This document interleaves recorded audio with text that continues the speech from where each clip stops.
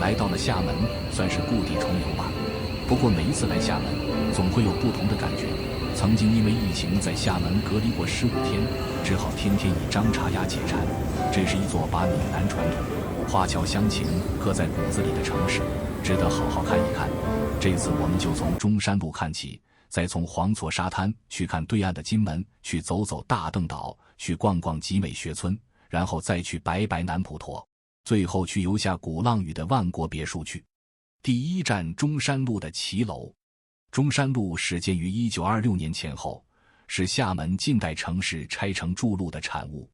在清代，这里曾是厦门城墙外的局口与市井商埠。鸦片战争后，厦门开埠，大批闽南人自此下南洋谋生，并在积攒资本后回乡投资。20世纪20年代，时任厦门市政督办的林尔嘉等人推动城市现代化建设，将古旧街巷宽化，修筑了这条直通轮渡码头、面向鼓浪屿的商业主干道，并命名为中山路。这个图片显示的是思明路口的1950年时老样子。中山路两侧最具代表性的是骑楼建筑群。骑楼源自古希腊、古罗马的拱廊，经由欧洲殖民者带入东南亚，如新加坡、槟城，再由南洋华侨带回闽南。它采用下殿上房的结构，一楼廊道和柱廊相连形成长廊。这种设计极佳地适应了厦门多雨、烈日的亚热带海洋性气候，让顾客下雨不湿鞋，烈日晒不着。另外，厦门也是古厝最多的地方，其最典型的标志是红砖赤瓦和燕尾脊，即屋脊两端高高翘起，形似燕子尾巴，显得华丽优雅，常见于大户人家或宗祠。古厝往往是整个家族几代人甚至整个宗族共同居住的地方。对于许多早年下南洋或漂泊海外的闽籍、潮籍华侨来说，老家的古厝是他们落叶归根的根。中山路曾是厦门商业之魂，南洋华侨如橡胶大王陈嘉庚、唐王黄义柱等人均在此置业开店，推动了厦门近现代金融与商业的繁荣，使中山路成为早期华侨资本回流中国的枢纽。第二站黄厝沙滩，从这里看金门。厦门岛东部的环岛路段，因为每年一次的厦门马拉松而闻名，它正对着大丹岛、二丹岛及小金门，两岸直线距离在 4.5 公里内。在1950至1970年代，这里是海峡两岸军事对峙的最前沿。1958年823炮战爆发，这片沙滩曾是解放军炮兵阵地与沿海防空哨所的前线。随着两岸关系解冻，厦门市在环岛路这一最靠近金门的海滩旁立起了巨幅红色标语牌，一国两制统一中国，与金门大丹岛上的三民主义统一中国标语遥遥相对。两岸在20世纪到21世纪初曾有一段蜜月期，对岸台商在厦门投资建厂的不少，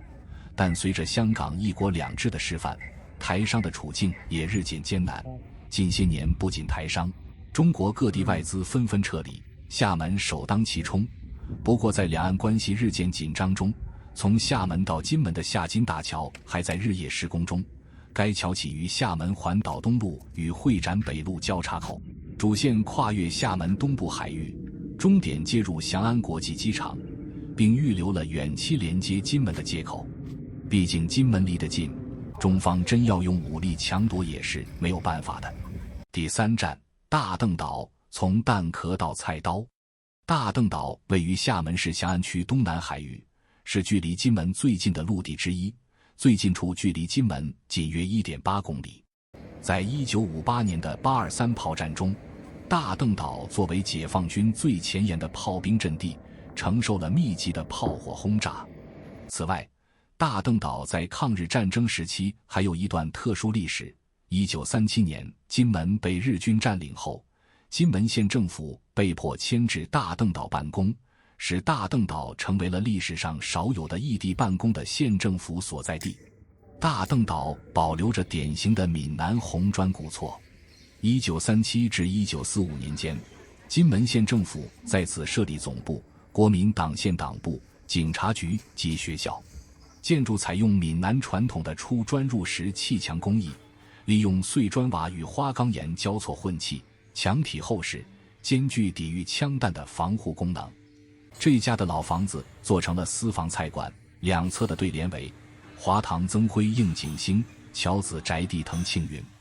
这里的乔子只载了这栋古厝作为乔卷华侨宅地的历史渊源。采用闽南传统红砖厝结构，它的菜品尤其是张茶鸭烧得很入味，同安风肉也是中规中矩。823炮战期间，数以百万计的炮弹落在大邓岛与金门之间。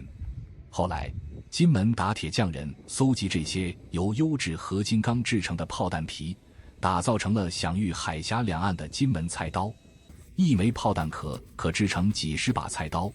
这种化干戈为玉帛的现象成为大邓与金门历史交织的独特写照。走到这里，看到一个千年许愿树，据说蛮灵验，网友可以来此一试。第4站，集美学村的嘉庚办学。集美学村由著名的旅外华侨领袖陈嘉庚先生于1913年起亲自创办。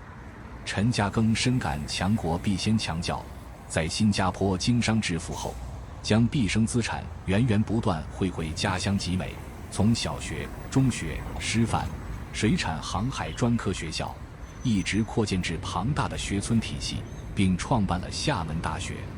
集美学村的建筑群体独树一帜，被建筑史学界称为嘉庚风格。其最显著的特征是西式框架大楼加中式琉璃重檐屋顶，主体结构采用西式多层钢筋混凝土或花岗岩结构，代表西式西装，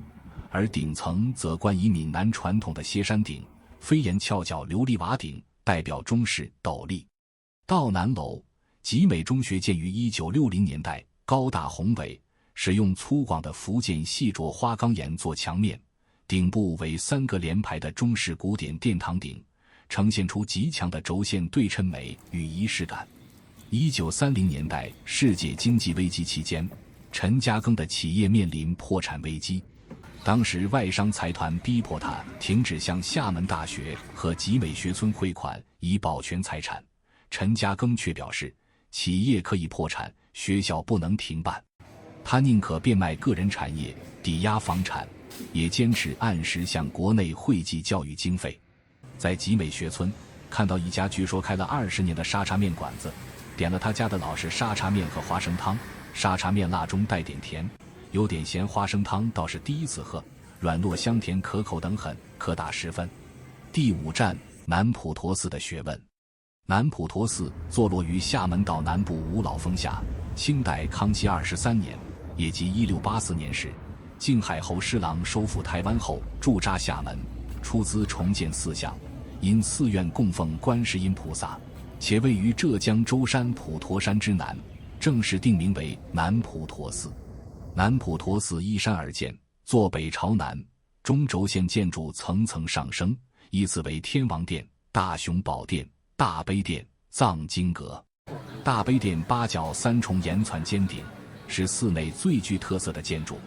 大悲殿为木结构建筑，全殿无一根铁钉，采用复杂的斗拱层层叠加，平面呈8角形，3重飞檐向外张开，造型宛如一朵盛开的莲花。殿内供奉4尊手势各异的观音菩萨像。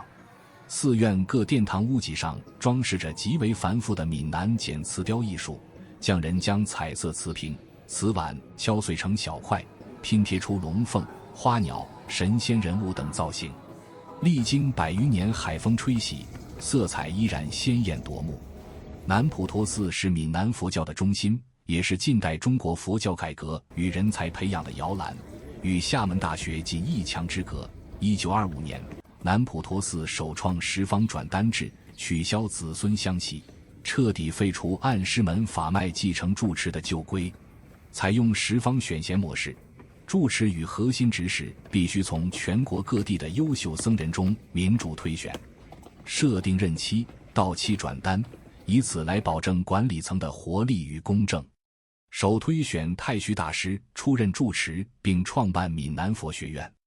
太虚大师在此推行人间佛教理念，引入现代科学、哲学与外语课程，改革传统僧伽教育。赵朴初等佛教界杰出人士均深受其影响。高僧弘一法师曾2次长居南普陀寺及旁边的万世岩，在此期间，他整顿佛学戒律，潜心抄经研法，并为闽南佛学院的学生讲学。弘一法师在厦门留下的书法真迹与佛教经卷，为这座千古名刹增添了浓郁的文人墨客气息。第6站，鼓浪屿的万国别墅。鼓浪屿原名元沙洲，明代时期岛西南海滩上有一块巨石，这是一块天然的花岗岩巨礁，中间由于长期受海水侵蚀形成了一个深洞。每当涨潮时，海浪涌入石洞，澎湃作响，如雷鸣击鼓，故名鼓浪石。全岛亦随之改称为鼓浪屿。1840年鸦片战争后，厦门被辟为通商口岸，鼓浪屿成为公共租界。各国领事馆、洋行、富商及回乡华侨纷纷在岛上购地建房，形成了集数十种建筑风格于一体的万国建筑博览会，并于2017年成功列入世界文化遗产名录。印尼唐王黄奕柱原本是福建南安的一个贫苦剃头匠，19世纪末拿着一把剃头刀下南洋到印尼谋生。他从摆摊卖日用杂货做起，凭借敏锐的商业头脑摸爬滚打，最终垄断了东南亚的这趟贸易，跃升为东南亚首屈一指的华侨巨富。1919年，黄奕柱决定回国定居鼓浪屿，他斥巨资建造了堪称万国建筑之首的皇家花园，分为钟楼、南楼、北楼。建筑采用极其奢华的意大利大理石、法国进口彩绘玻璃以及南洋洋楼拱廊设计，兼具欧洲古典主义与南洋豪门气派。他创办了中国第一家由华侨独立资本经营的商业银行中南银行，并投资了厦门的自来水公司、电话公司与轮渡公司，为厦门近现代城市基础设施的建设奠定了资金基础。林尔嘉号书庄，是近代著名的爱国实业家、社会活动家，清末台湾首富台湾板桥林本源家族的接班人。1895年马关条约割让台湾给日本后，林家举家内渡返回祖籍地福建，定居鼓浪屿。为了慰藉父亲及家族对台湾故居的思念，他特意选址鼓浪屿南路海滨，依山傍海造园，许多布局与造景都在隐喻和复刻台湾板桥旧居。进园时先藏后露，高墙遮挡了视线，穿过石洞走廊突然开朗，蔚蓝大海跃然眼前。引入海水入园形成池塘，架设44桥。因林尔嘉建园时恰逢44岁，站在园内，远处的大海，近处的亭台与山石浑然一体。林尔嘉曾任厦门市政特区公务局长、厦门总商会会长等职。在厦门期间，他大力投资基础设施，如电话公司、自来水厂，兴办教育，并积极支持辛亥革命与抗日救亡运动。抗日战争胜利后，林尔嘉曾重返台湾。这栋黄色的房子是原博爱医院旧址，始建于1918年，由日本台湾总督府及财团资助筹建，是当时鼓浪屿规模最大、设备最先进的综合性医院之一。医院当时还附设了医学专科学校，后来林尔嘉、黄奕柱等鼓浪屿知名华侨富商也曾对医院进行过捐助和支持。类似建筑在鼓浪屿的别墅区比比皆是，可见只要允许财产的私人所有制，资本自会蜂拥而至，一时一地的经济繁华也就随之而来，而历史上就会留下这些形态各异的美好建筑和艺术佳品。从中山路的南洋商贸骑楼，到黄厝沙滩与大邓岛的战地风云，从集美学村的嘉庚赤子之心，到南普陀寺的民主模式与鼓浪屿的万国别墅，厦门各景点的历史，本质上就是一部闽南根脉、华侨回报故土与两岸关系变迁的无声历史。之所以说厦门浪漫，那是因为有美好的建筑和山海风景打底，用市井烟火做渲染。加上近代历史的浓墨重彩，想让照片不浪漫都